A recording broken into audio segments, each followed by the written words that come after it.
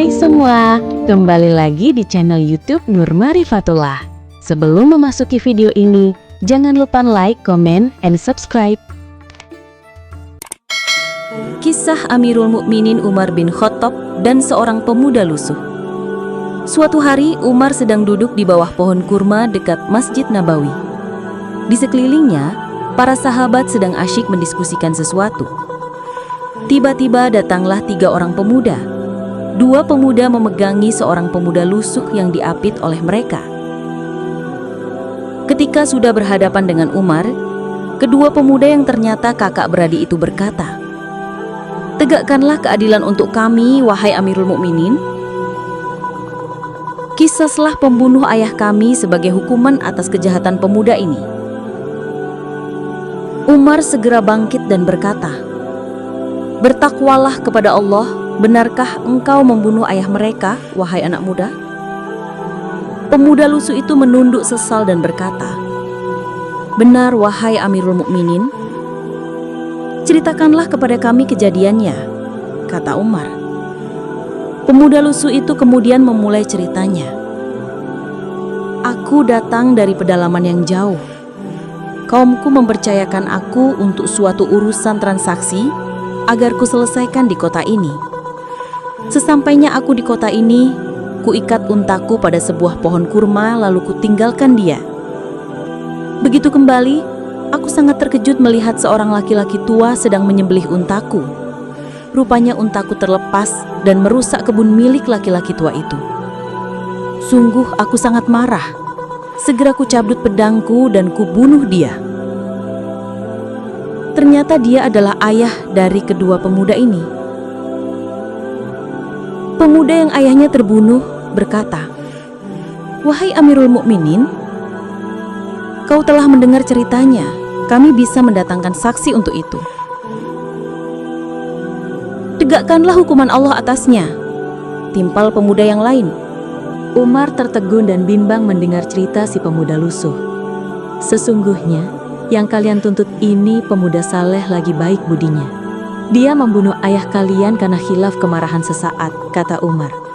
"Izinkan aku meminta kalian berdua memaafkannya, dan akulah yang akan membayarkan diat atau tebusan atas kematian ayah kalian," lanjutnya.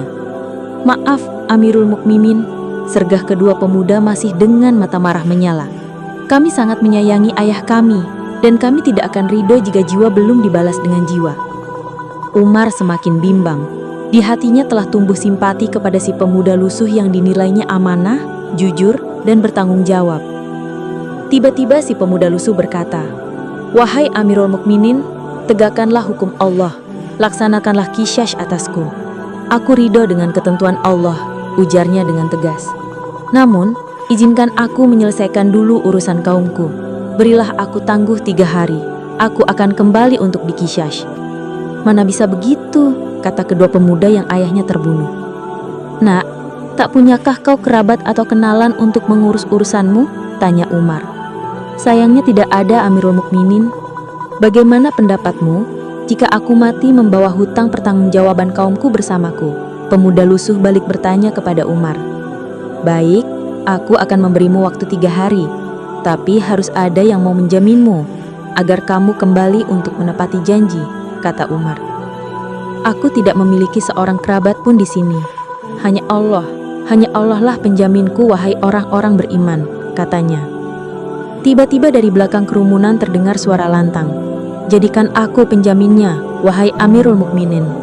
Ternyata Salman Al-Farisi yang berkata. "Salman," kata Umar marah, "kau belum mengenal pemuda ini. Demi Allah, jangan main-main dengan urusan ini.